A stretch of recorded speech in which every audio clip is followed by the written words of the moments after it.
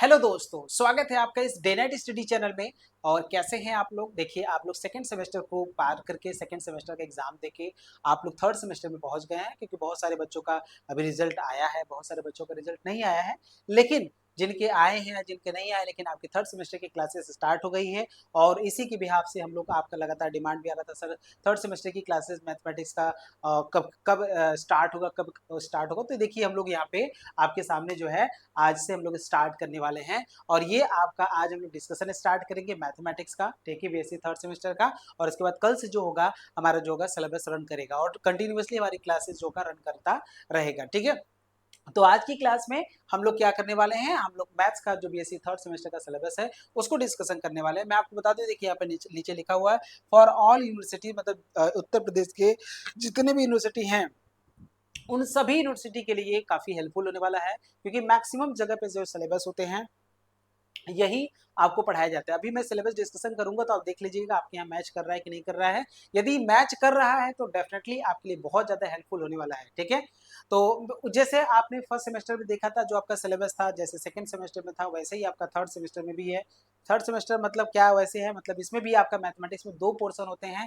पहले पार्ट का नाम होता है आपका अलजेब्रा और दूसरे पार्ट का नाम होता है मैथमेटिकल मेथड्स। मैं आपको सब कुछ आपको बताऊंगा और इसके अलावा भी मैं बहुत सारी चीजें आपको यहाँ पर डिस्कशन करूंगा। क्या स्ट्रेटेजी होना चाहिए बीएससी थर्ड सेमेस्टर में कि आपके मार्क्स अच्छे आए, आपके रैंक अच्छे आए, आपको नॉलेज अच्छा हो, ये कैसी क्या स्ट्रेटेजी होना चाहिए, क्योंकि ये जो जो सेमेस्टर का जो पेपर है आपके फ्यूचर के लिए, आपके हायर मैथमेटिक्स के लिए काफी ज्यादा इंपॉर्टेंट है, ठीक है।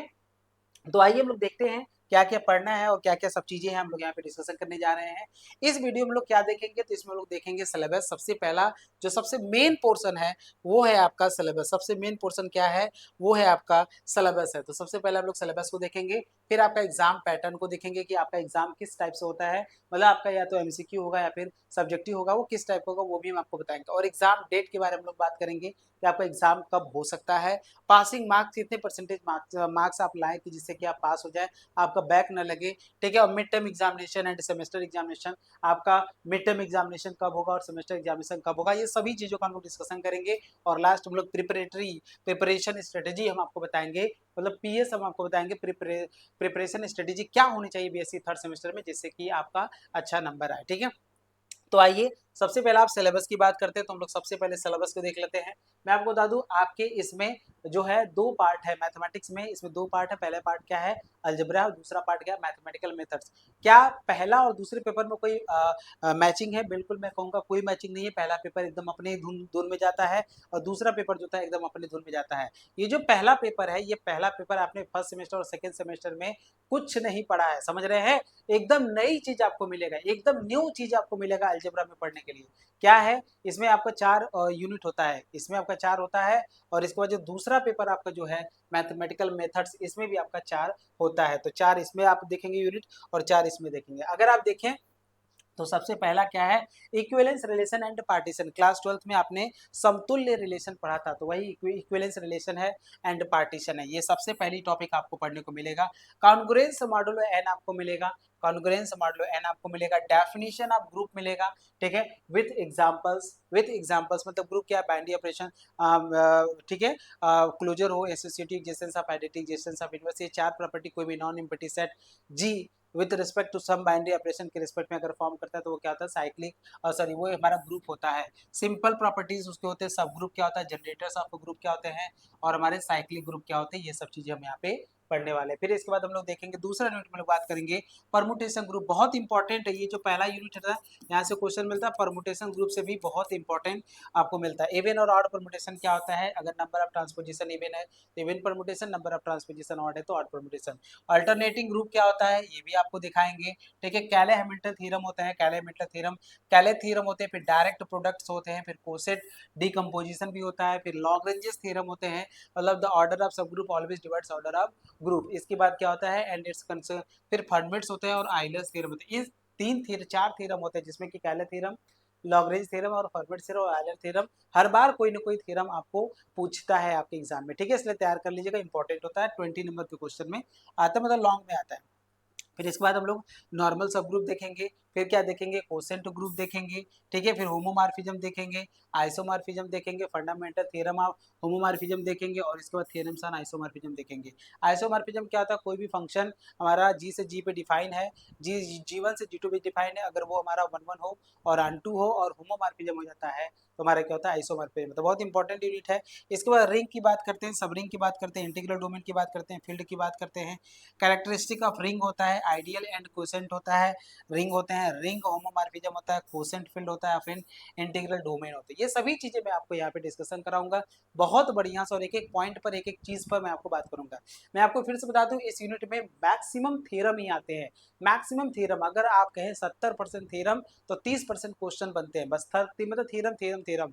इसीलिए ये पेपर आपको पहले कभी पढ़ने को नहीं मिला, यही पेपर आपको यहाँ पे पढ़ने को मिला है, ठीक है, बहुत इंपॉर्टेंट है। इसके बाद देखिए मैथमेटिकल मेथड्स होते हैं, limit continuity of a function of two variable. देखिए लिमिट और कंटिन्यूटी फंक्शन, ये देखिए बदल गया, ये फंक्शंस पे आ गया, ठीक है, दो वेरिएबल का फंक्शन आप पढ़ेंगे। अभी आप फर्स्ट वेरिएबल का पढ़ रहे हैं तो उसकी लिमिट और कंटिन्यूटी, अब यहाँ पे सेकंड वेरिएबल का पढ़ेंगे, ठीक है।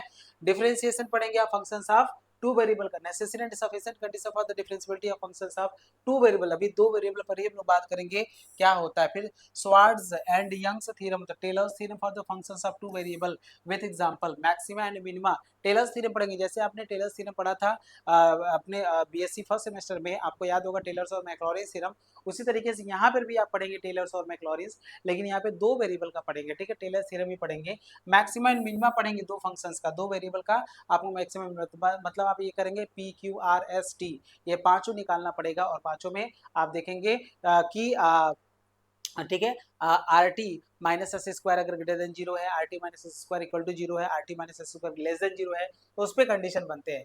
फिर इसके बाद देखिए ये इंपॉर्टेंट बहुत बड़ी बात होती है, लाप्लास ट्रांसफॉर्मेशन आप यहाँ से पढ़ेंगे, काफी इंपॉर्टेंट यूनिट होता है। लीनियरिटी ऑफ लाप्लास ट्रांसफॉर्मेशन आप पढ़ेंगे, ठीक है। इसके बाद आप क्या पढ़ेंगे, Laplace transformation of the derivatives पढ़ेंगे, इंटीग्रल ऑफ फंक्शंस पढ़ेंगे, फिर कन्वोल्यूशन थ्योरम पढ़ेंगे, फिर इनवर्स लाप्लास ट्रांसफॉर्मेशन, एक नई टॉपिक यहाँ से जाती है, solution of differential equation using Laplace transformation आप पढ़ेंगे। तो काफी इंपॉर्टेंट ये यूनिट आपके सामने होने वाला है, बहुत बढ़िया यूनिट है लाप्लास से। तो ये आपका पूरा लाप्लास कवर करता है। इसके बाद जस्ट अगला देखेंगे तो फूरियर कवर करेगा, ठीक है। तो आइए फूरियर को भी देख लेते हैं। यहाँ से देखिए क्या है, फूरियर सीरीज क्या होता है, ठीक है। फिर इसका Fourier expansion of peace wise monotonic function, ठीक है। डीडीयू का अगर हम पेपर की बात करेंगे, अगर आप डीडीयू को उठा के देखेंगे तो डीडीयू में एमसीक्यू क्वेश्चन पूछता है, और लाप्लास और फूरियर से तो कई सारे क्वेश्चन आपको देखने को मिलता है, ठीक है।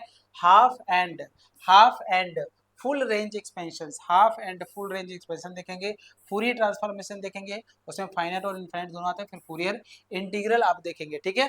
फूरियर सीरीज अलग होता है और फूरियर इंटीग्रल आपका अलग होता है, ठीक है। फूरियर इंटीग्रल आपका क्या होता है, अलग होता है। फिर इसके बाद कैलकुलस ऑफ वेरिएशन पढ़ेंगे, variation problem with fixed boundaries पढ़ेंगे, फिर आइलैस इक्वेशन ऑफ फंक्शन। मतलब ये जो होता है आपका कैलकुलस ऑफ वेरिएशन, ये एक अलग होता है। मतलब अभी जो तीन यूनिट आपने पढ़ा वो अलग था, अभी 3 यूनिट इसी में बात करेंगे, ठीक है, मैथमेटिकल में। लेकिन ये एक अलग पेपर बन जाता है, मतलब कैलकुलस ऑफ वेरिएशन जो था एक अलग पेपर, इसमें पढ़नेंगे तो बहुत मजा आएगा, काफी ज्यादा मजा करता है इनका। अभी जो बैक में आपने पढ़ा उससे कोई रिलेशन है, बिल्कुल कोई रिलेशन नहीं है, एकदम नई टॉपिक है। जैसे आपका अलजेब्रा नई टॉपिक था, वैसे ये भी आपका एकदम नई टॉपिक आपको मिलेगा, और इसको आप देखिएगा कितना बढ़िया तरीके से हम आपको पढ़ाएंगे। वन इंडिपेंडेंट वेरिएबल, एक्सट्रीमल्स क्या होता है, fundamental dependence of the higher order derivatives पढ़ेंगे, और इसके बाद फंक्शनल्स क्या होते हैं, dependent more than one independent variable, और वेरिएशनल प्रॉब्लम आप पढ़ेंगे। तो ये सब ये देखिए आपके सामने मैंने 8 यूनिट का डिस्कशन कर दिया, और एक एक चीज एक एक पॉइंट पर हम लोग बात करेंगे। जब हम लोग आप हमारे क्लास में जुड़ेंगे तो वहां पे हम लोग एक एक चीज पर बात करेंगे, ठीक है। इसके बाद देखिए दूसरी बात हमने आपको क्या बताया था, दूसरा ये था भैया कि ये देखिए सिलेबस को हम लोगों ने बात कर लिया, अब हम लोग एग्जाम पैटर्न की बात करते हैं, एग्जाम पैटर्न कैसा होगा। तो मैं आपको बता दूं जो एग्जाम पैटर्न आपका होता है वो कैसा होता है, यहाँ देख लीजिए। आपका एग्जाम पैटर्न जो होगा वो आपका रिटेन और एमसीक्यू होगा। देखिए कुछ यूनिवर्सिटी अपना डिसाइड किए हुए कि हम अपने यहाँ पर रिटेन लेंगे, कुछ यूनिवर्सिटी अपना डिसाइड किए हैं कि नहीं हम अपने यहाँ रिटेन नहीं एमसीक्यू लेंगे। तो अगर वो रिटेन लेते हैं तो 75 क्वेश्चन देंगे, मतलब 75 मार्क्स के देंगे, और यदि एमसीक्यू लेते हैं तो 75 क्वेश्चन देंगे, एवरी क्वेश्चन कंटेन्स 1 मार्क्स। मतलब जैसे वो डिसाइड करते हैं, कुछ यूनिवर्सिटी अपना क्या करते हैं 50-50 क्वेश्चन के दो पेपर ले लेते हैं। तो जैसे डीडीयू की बात करेंगे तो ठीक है, तो आप देख लीजिएगा कि आपकी यूनिवर्सिटी में एमसीक्यू हो रहा है कि रिटेन हो रहा है, मतलब सब्जेक्टिव हो रहा है कि ऑब्जेक्टिव हो रहा है। तो आप कहेंगे सर आप कैसे पढ़ाएंगे, तो मैं दोनों बेस में पढ़ाऊंगा, मैं आपको रिटन भी बताऊंगा और एमसीक्यू भी कराऊंगा। तो यदि जो बच्चा हमारा वीडियोस देखता है, जो बच्चा हमको फॉलो करता है, तो उसको मैं बता दूं कि आप बिल्कुल मत डरिए, आपके यहाँ जिस भी पैटर्न में एग्जाम होता है, जैसे मैं आपको पढ़ा रहा हूँ बस उसे पढ़ते जाइए, क्योंकि मैं आपको एमसीक्यू पैटर्न पे भी पढ़ाता हूँ और सब्जेक्टिव दोनों पोर्शन पे पढ़ाता हूँ, ठीक है। एग्जाम डेट की बात करेंगे तो अभी जो भी समय चल रहा है आपको देख लीजिए, नवंबर और जनवरी, ठीक है, नवंबर लास्ट से स्टार्ट होता है और जनवरी के मिड तक सभी लोगों का एग्जाम लगभग लगभग खत्म हो जाता है, ठीक है। समझ रहे कि नहीं समझ रहे हैं? तो लगभग मान के चलिए कि लगभग 1.5 महीने 2 महीने का समय जो होता है आपका एग्जाम कंप्लीट होने में लगता है, ठीक है। और इसी समय, इसलिए समय आपके पास काफी कम है, ठीक है। फिर इसके बाद पासिंग मार्क्स की बात करेंगे तो जब आप पहले से ही जानते हैं कि 33% आपको मैक्सिमम मार्क्स चाहिए, मैक्सिमम मार्क्स का 33% आपको चाहिए, ठीक है। तो आप देख लीजिएगा कैसे किस तरीके से आपको करना है, ठीक है। 33 मार्क्स, 100 में से 33 मार्क्स कैसे लाना है, किस तरीके से लाना है, ये सभी चीजें आपको यहाँ पे देखने को मिलेगा। अगला पार्ट देखिए, mid term end semester examination. तो मिड टर्म सेमेस्टर में देखिए 2 एग्जाम होते हैं आपके यहाँ पे। एक मेन एग्जाम होने से पहले, जिसको सेमेस्टर एग्जाम कहते हैं, उस एग्जाम होने से पहले आपका मिड टर्म एग्जामिनेशन होता है और सेमेस्टर एग्जाम उसके बाद होता है। तो मिड टर्म एग्जाम कितने नंबर का होता है? 25 मार्क्स का होता है। और सेमेस्टर एग्जाम कितने नंबर का होता है? तो आप कहेंगे 75 मार्क्स का होता है। तो ये वाला पेपर, ये जो 75 मार्क्स होता है पूरा आपके हाथ में होता है, लेकिन ये वाला जो नंबर होता है ये आपके कॉलेज, आपकी जिस यूनिवर्सिटी में आप पढ़ रहे हैं उसके हाथ में होता है, जहां पे भी आप पढ़ रहे हैं, क्योंकि ये 25 नंबर वो आपके जो भी टीचर्स जो भी सब्जेक्ट आपको पढ़ाते हैं उनके हाथ में होता है, ठीक है। तो ये 25 नंबर में डिवाइड होता है कि 5 नंबर हो सकता है आपका प्रेजेंटिव पे, प्रेजेंटेशन प्रेजेंटी पे आ जाए, फिर 5 नंबर जो होता है आपका प्रेजेंटेशन पे आ जाए, जैसे आप हो सकता है कोई असाइनमेंट पे होगा, प्रेजेंटेशन पे आ जाएगा, और फिर 5 नंबर जो होगा आपका असाइनमेंट पे आ जाएगा, असाइनमेंट जो भी असाइनमेंट हो देगा। और 10 नंबर हो सकता है अभी तक जितना, मान लीजिए 2 यूनिट तक इसने पढ़ाया है, क्योंकि मिड टर्म एग्जामिनेशन होते होते ऐसा नहीं कि पूरा सिलेबस खत्म हो जाता है भाई, बीच में ही होता है। तो हो सकता है 2 यूनिट 4 यूनिट जो भी वो पढ़ा रहे हैं उस यूनिट से हो सकता है कि क्वेश्चन आंसर आपको, मतलब क्वेश्चन आंसर आपको दे दे। तो टोटल 25 मार्क्स ऐसे डिसाइड होता है। चूंकि हम डिग्री कॉलेज में अटैच्ड है, हम डिग्री कॉलेज में खुद पढ़ाते हैं, इसलिए हमको पता है कि हम लोग ऐसे करते हैं। बाकी आपके यहाँ कैसा होता है ये आप अपना देख लीजिएगा कि कैसे होता है, ठीक है ना। हो सकता है कि वो 25 नंबर का पूरा आपका क्वेश्चन आंसर ही दे दे, ये सब आपको न करवाएं, तो उनके ऊपर डिपेंड करता है कि कैसे वो देते हैं, ठीक है। तो बिल्कुल घबराइए मत, 25 में से 20 लगभग लगभग मैक्सिमम सभी लोगों को मिल ही जाता है। तो ये तो लगभग लगभग मान लीजिए आपके हाथ में है। और 75 नंबर जो होता है वो डीएनएस के हाथ में है। आपको इतना बढ़िया तरीके से पढ़ाया जाएगा कि 75 में से आपका 65+ आना ही तय है। बस जिस तरीके से आपको पढ़ाया जा रहा है वैसे आप पढ़िए। ये आपका सब्जेक्टिव होगा चाहे ऑब्जेक्टिव होगा, श्योर है हम आपको इस तरीके से पढ़ाएंगे। अगर सब्जेक्टिव होगा तो भी आपके मार्क्स अच्छे आएंगे और ऑब्जेक्टिव होगा तो भी आएंगे, क्योंकि हम जो प्रिपरेशन कराते हैं बहुत बढ़िया तरीके से प्रीवियस ईयर के जितने भी 3 से 4 साल सेट है वो सब करा देते हैं। और उसके बाद जो होता है एमसीक्यू पैटर्न पे अगर क्वेश्चन है उसका भी मैं करा देता हूँ। क्वेश्चन जब भी मैं पढ़ाता हूँ तो देखिए मैं बोलता कि देखिए इंपॉर्टेंट है, ये इंपॉर्टेंट नहीं है, सब कुछ मैं आपको वहां पे कराता हूँ। समझ रहे हैं कि नहीं समझ रहे हैं? ये सभी चीजें मैं आपको यहाँ पे कराता हूँ, ठीक है। समझ रहे हैं कि नहीं समझ रहे हैं? तो ये देखिए आपकी प्रिपरेशन को शानदार बनाने के लिए देखिए सभी क्लासेस जो होता है यूट्यूब पे नहीं जाएगा, क्योंकि इतने यूनिट हैं और एक एक यूनिट के एक एक टॉपिक पर अगर आपको बात करनी है तो हमने आपके लिए नवोदय बैच लेकर आए हैं। कौन सा बैच लेकर आए हैं? नवोदय बैच लेकर आए। इस नवोदय बैच का क्या मोटो है? ये जो होता है बीएससी फर्स्ट सेमेस्टर और थर्ड सेमेस्टर का प्रिपरेशन कराने के लिए हम लोग लेकर आए हुए हैं, ठीक है। चाहे आप मैथमेटिक्स के ग्रुप के हो, चाहे बायोलॉजी ग्रुप के हो, चाहे एग्रीकल्चर का, चाहे वो बीकॉम ग्रुप का हो, इसके लिए हम लोग चाहे जिस भी ग्रुप का हो हम लोग ये लेकर आए हुए। नवोदय बैच में मैं आपको बता दूं कि 1250 रुपए का पेमेंट जो है रखा गया है। लेकिन अगर आप अभी पेमेंट करते हैं तो दिनेश 20 कोड, ये वाला कोड यूज करेंगे तो इसके बाद 20% का डिस्काउंट आपको और हो जाएगा, ठीक है। तो इस फीस में 20% का और हो जाएगा तो काफी कम हो जाता है। तो ये थोड़ा ध्यान दीजिएगा कि, ठीक है, ये कोड जरूर यूज कर लीजिएगा, तो इससे आपका फीस और कम हो जाएगा। यदि आप हमारे साथ जुड़ जाते हैं तो मैं आपको बता दूं कि हम लोग आपका ये जो कोर्स है वो हम लोग 3 मंथ में कंप्लीट करेंगे। कितने मंथ में कंप्लीट करेंगे? 3 मंथ में। और ये वो समय है जिस समय में आपका, इतने समय में आपके कॉलेज में भी नहीं खत्म हो पाएगा, लेकिन हम लोग यहाँ पे कंप्लीट कर देते हैं। और ये कोर्स की वैलिडिटी तब तक रहती है जब तक कि आपका एग्जाम नहीं हो जाता, जब तक कि आपका एग्जाम कंप्लीट नहीं हो जाता तब तक ये कोर्स की वैलिडिटी रहती है, ठीक है। तब तक इस कोर्स की वैलिडिटी आपके सामने रहती है। फिर इसके बाद देखिए जब आप हमारे से 9 बैच में आपको क्या क्या मिलेगा, ऑनलाइन इंटरेक्टिव क्लासेस मिलेगा, लाइव डाउट क्लास मिलेगा, class plus hand retain notes मिलेगा, प्रीवियस ईयर क्वेश्चन पेपर आपको मिलेगा और 1 शॉट रिवीजन आपको मिलेगा। तो ये सभी चीजें आपको मिलेगा, ठीक है। क्लियर है ना?